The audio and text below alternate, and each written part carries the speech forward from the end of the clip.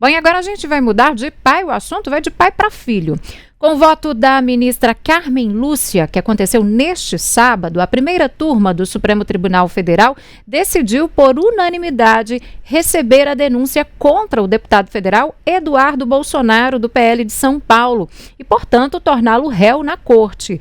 Eduardo é acusado, de tentar interferir fora do país, ele que está nos Estados Unidos, no julgamento de um processo que envolve o pai, o ex-presidente Jair Bolsonaro. Segundo a Procuradoria-Geral da República, isso configura o crime de coação no curso deste processo.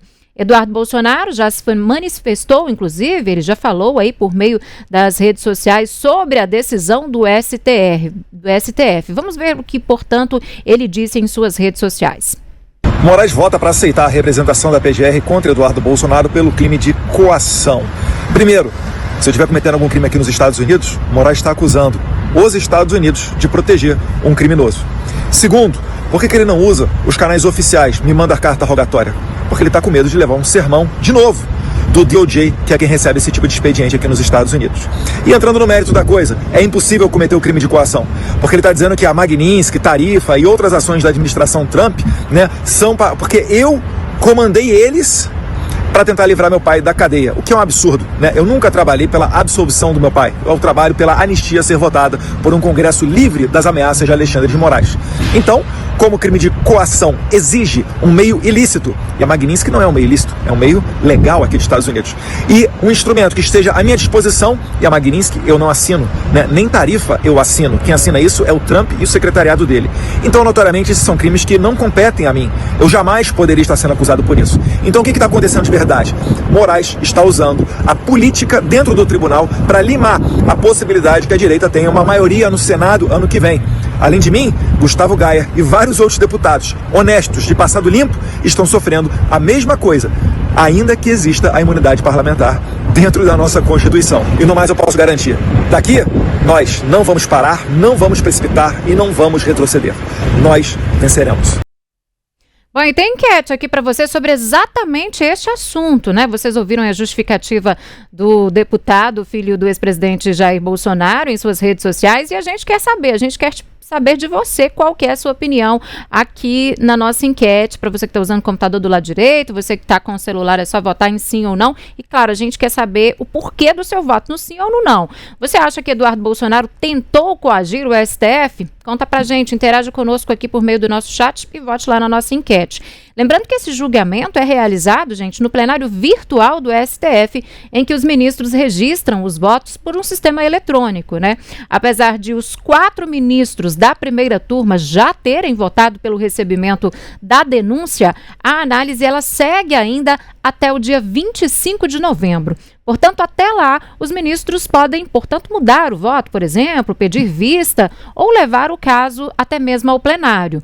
Além de Carmen Lúcia, que a gente destacou, que deixou o voto dela, fez o voto dela no sábado, votaram a favor do recebimento dessa denúncia os ministros Alexandre de Moraes, Flávio Dino e também o Cristiano Zanin. Pois é, então nesta etapa, os ministros da primeira turma decidiram aceitar de fato essa denúncia, Com isso vai ser aberta a ação penal contra Eduardo Bolsonaro. E agora, Larissa Arantes, é outro processo envolvendo o filho do ex-presidente Jair Bolsonaro, mas explica melhor pra gente o que pode acontecer daqui pra frente, quais são os próximos passos, hein?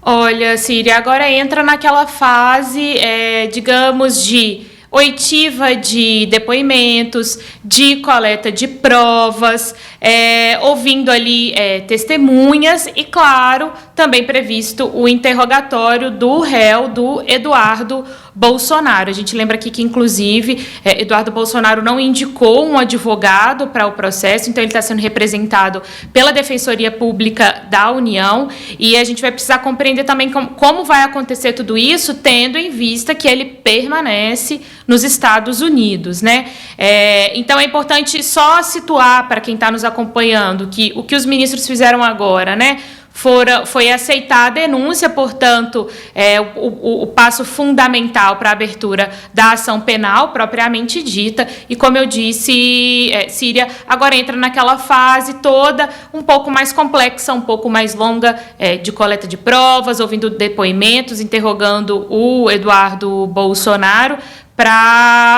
e aí vai caminhando isso, né, para depois a gente ter as próximas fases. Se a gente pega e faz uma comparação com os outros processos que a gente tem visto em relação à trama golpista, por exemplo, desde o início do ano, né? Tudo bem, era algo muito mais complexo, envolvendo mais de 30 pessoas, muita prova, né? Os advogados, inclusive, várias vezes falavam isso, que era um volume imenso de provas e de material coletado. No caso do Eduardo Bolsonaro, né? Estamos tratando nessa ação penal agora especificamente, que vai ser aberta apenas dele, mas vamos entender também qual o tempo que vai ser necessário para esse novo passo, para essa nova etapa lá no Supremo Tribunal Federal, Síria.